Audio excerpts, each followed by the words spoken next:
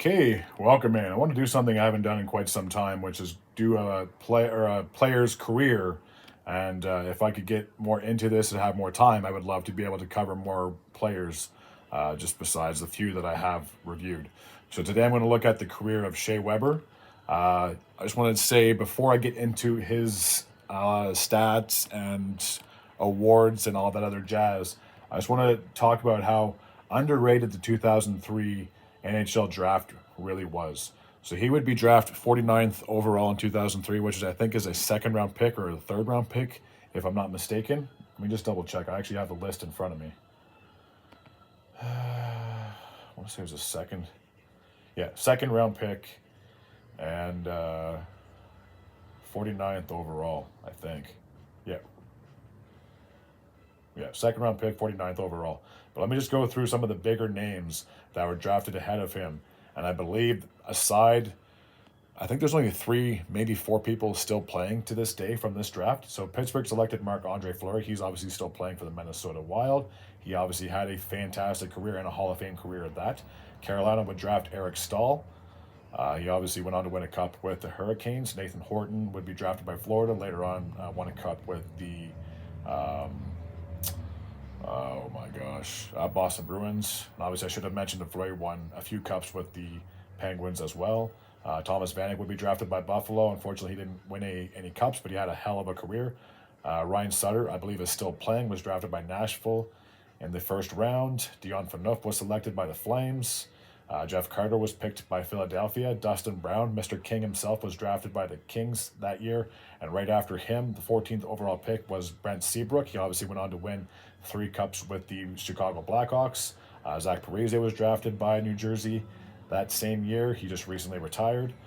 Ryan Getzlaf was drafted by the Ducks in the first round. He obviously went on to win a cup with the same team. Brett Burns is still playing to this day for the Carolina Hurricanes. He was drafted by Minnesota. Ryan Kessler was drafted by Vancouver. Mike Richards, who obviously won two cups with the Kings, was drafted by Philadelphia in that same round. Corey Perry was also drafted in the first round by the Ducks. He obviously still is playing, and he won a cup with the Ducks as well. So a lot of big names just on the first round, and there are not as many big names on the second round of the uh, draft, but it just goes to show how stacked that draft class really was. A lot of potential future Hall of Famers, and as I mentioned previously, a few guys have been successful and won at least one Stanley Cup. So that was an amazing draft class. Looking back at it right now, so I just mentioned how he was drafted 49th overall by the Nashville Predators. Imagine drafting both Ryan Sutter and Shea Weber to your team. That is just unbelievable. So he won a few awards. In 2015-16, he won the Marc Messier Award. And he was a first All-Star team member in 2011-2012. He was a NHL second All-Star team in 2014-2015. He went to the All-Star game eight times, if I'm not mistaken: 2009, 2011, 2012, 2015, 2016, 2017, and 2020. So 7 times, I should apologize. He won the hardest slap shot in 2015, 2016, 2017, and 2020. He had a hell of a slap shot. And if you were a defenseman or a goalie, you probably just cringed if you knew his bomb was coming your way. He won the Olympics on Team Canada gold 2010 and 2014. He won the World Championship gold in 2007, the silver medal in 2009, and the one and only time they had the World Cup of Hockey was in 2016, and he won with Team Canada. So I'll dive into his careers, and I have a few other stats on the side that I will go over as I get through the years. So his rookie year, he had 28 games played, 2 goals, 8 assists, 10 points. He was a +8.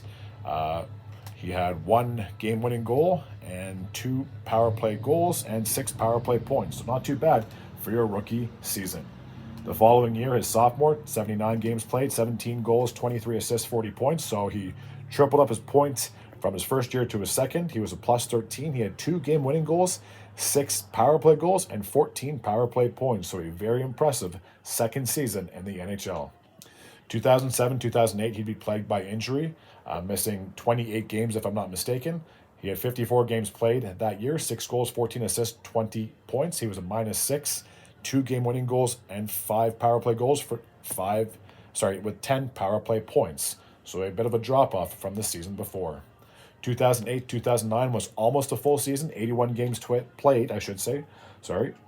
23 goals, 30 assists, 53 points. So his highest point total to that point. He was a +1 when it came to the plus-minus ratio. 4 game winning goals, 10 power play goals, 19 power play points, and 1 short-handed goal. So a pretty decent fourth year in the league. 2009 2010, he had 78 games played, 16 goals, 27 assists for 43 points. He was a 0 when it came to plus-minus. He had 3 game winning goals, 7 power play goals, and 20 power play points. I should have also mentioned that in the previous year he had 2 short-handed points, so he had a goal and an assist as well. 2010 2011. Now, before this season started, Shea Weber would be named captain in the offseason. I believe it was in July of 2010. So his first year as captain was his first full season in the league. Pretty decent season as well. 16 goals, 32 assists, 48 points. He was a +7. 3 game winning goals, 6 power play goals, 17 power play points, and he had 1 shorthanded goal and 1 shorthanded point in that very impressive full season. 2011 2012, 78 games played, 19 goals, 30 assists for 49 points. He was a +21. Very good rating that season. 1 game winning goal, 10 power play goals, for 22 power play points, and he had 2 shorthanded goals and 2 shorthanded points as well. 2012 2013, but it was a shortened year. There was a lockout from, I believe, the summer until January when it was solved in 2013. So there was no actual calendar hockey in the months of October through December of 2012. All these games took place in 2013. So 48 games that year. He had 9 goals, 19 assists for 28 points. He was a -2 when it came to the plus-minus. 1 game winning goal, 3 power play goals, 12 power play points. 2013 2014, 79 games played, 23 goals, 33 assists, 56 points. His highest career total to that point.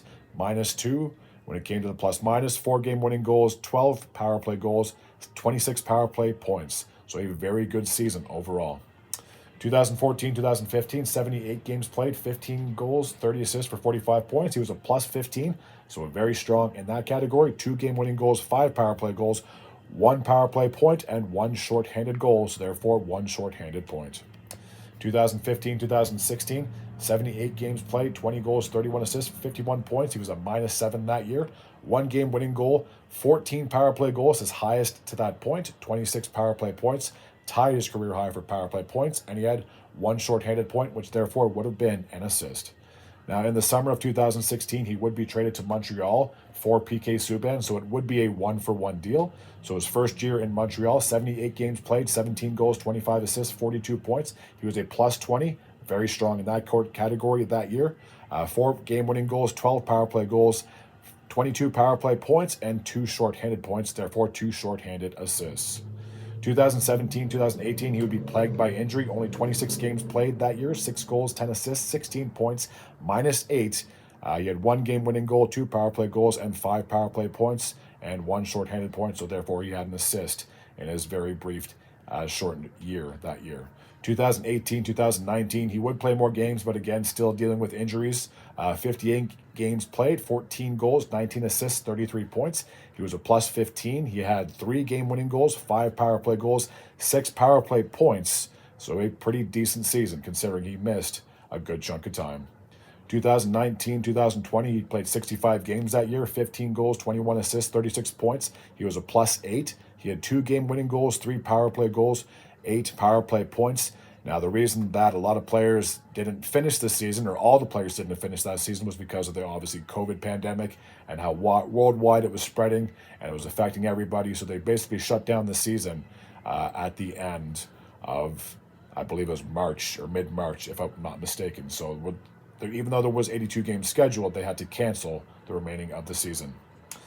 2020, 2021, just like 2013, there was no actual calendar playoff hockey, or sorry, any hockey in October through December of 2020. So I believe the calendar year started in 2021, in January of 2021. So the 2020/2021 season was only in one calendar year.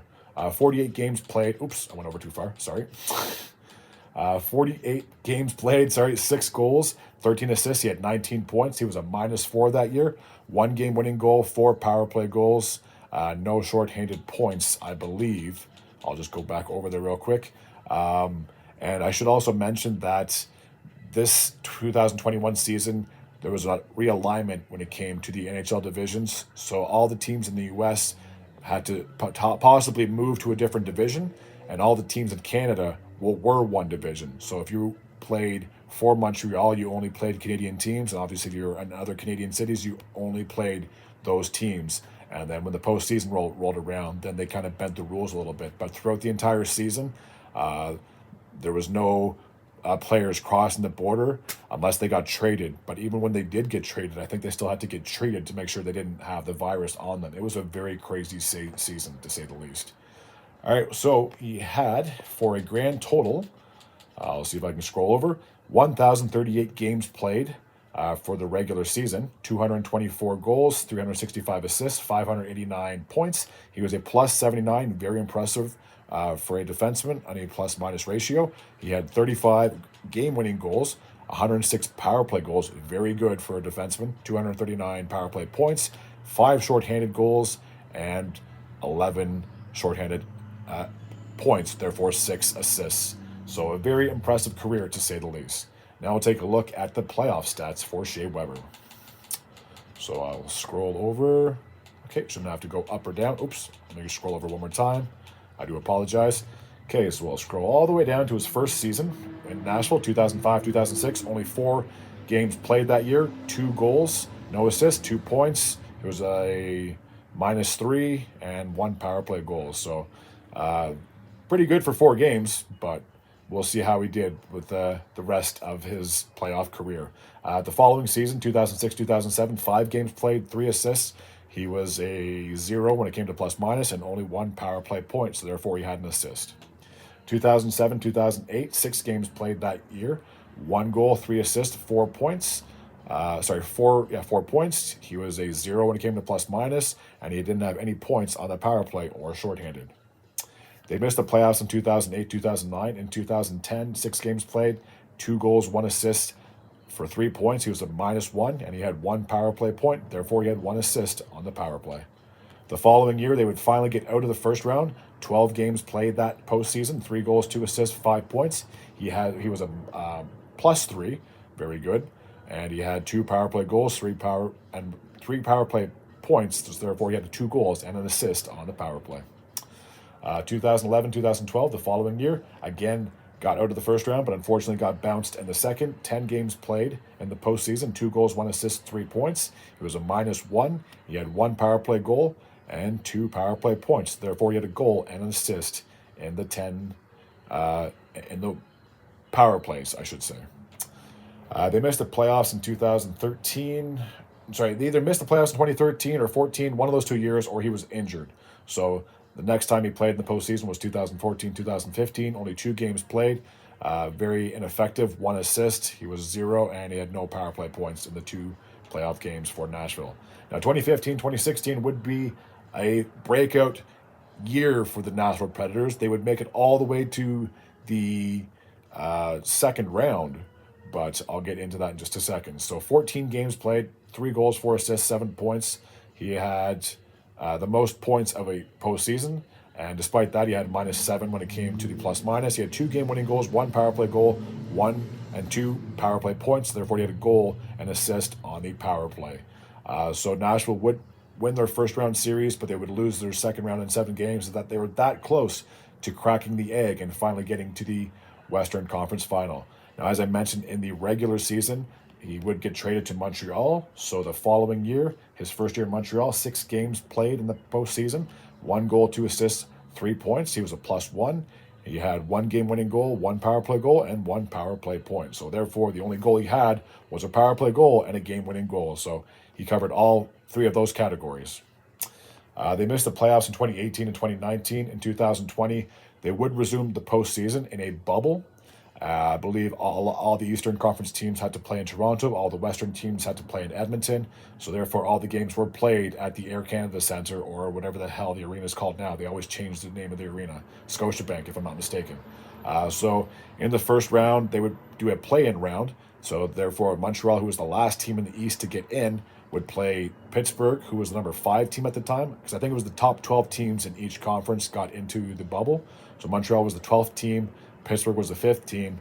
They would defeat Pittsburgh in 4 games because it was a best 3 out of 5, or best 3 out of 5, or whatever it was. And Montreal won, I think. Oh, sorry, but it was a best of 3. Sorry, it was best of, I don't know what it was. They won 3 games? I can't remember. Oh my God.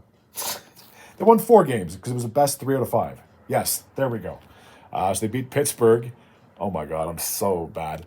They beat Pittsburgh in the first play-in round in 4 games, 3-1, and then they would play Philadelphia in the official first round of the playoffs, and then unfortunately lost in 6 games. So that's why it shows 10 games played in 2019 and 2020. Wow, I made that way more difficult than it should have been. So in the 10 games that he did appear in, 3 goals, 2 assists, 5 points. He was a +3. He had 1 power play goal, therefore he had 1 power play point, and I don't think there was any shorthanded points. Nope. And then in 2021, the last playoff year for Weber, that was a memorable one to say the least. 22 games played, 1 goal, 5 assists, 6 points. He was a +4, 1 power play goal, 2 power play points. Therefore, he had a goal and an assist on the power play, and he had 2 shorthanded assists as well. So that was the time when Montreal ended up going all the way to the Stanley Cup final. They beat Toronto in 7 games. They beat the Winnipeg Jets in a sweep in the second round. Then they beat the Vegas Golden Knights in 6 games in the West semifinal, if you call it that. And then unfortunately they lost in 5 games to the Tampa Bay Lightning. So the one time he finally cracks the egg, gets to the championship and the conference championship basically, and the championship games respectively in the same year, was a huge accomplishment, but unfortunately it was also a huge letdown as well. So he would finish his playoff career with 97 games played, 18 goals, 24 assists, 42 points, -1, which isn't bad considering. And he had 3 game-winning goals, 8 power play goals, 14 power play points, and 2 shorthanded points as well. So not too bad of a career for Shea Weber. And unfortunately, after the 2021 season, he would be plagued with injury, placed on the long-term injury reserve, which is the LTIR for the NHL. And in the 2021-2022 season, his contract would get traded to Vegas. And I believe the following season, his contract got traded to Arizona. For 2 straight seasons, he's been under the Arizona Coyotes contract, but they're just basically paying out the remainder of his deal. And now that Arizona's moved to Utah, if you were to play NHL 25, I guarantee it would show him on the Utah Hockey Club, but he doesn't actually play. The last time he did play hockey was in 2021 with the Montreal Canadiens. So at some point, I'm sure he will retire, but just like a lot of players, if they go on the LTIR and they cannot play, they're obviously going to want to still get money.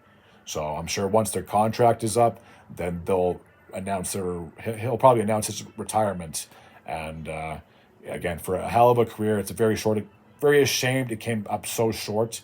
I was rooting so hard for him and for Carey Price respectively in that 2021 run, but unfortunately they fell short against a juggernaut team in the Tampa Bay Lightning, and neither ended up resuming their NHL career. So it's a shame how it ended, but they still for him, and it's obviously for Price as well, but this video is basically about Weber, but for him, he had a hell of a career, and obviously I wish him nothing best during his pre-retirement and obviously his post-retirement as well. So that's my review for Shea Weber, and like I said at the start, I do hope to do more videos with certain players, and if anyone has any suggestions, by all means, feel free to leave any ideas in the comments below.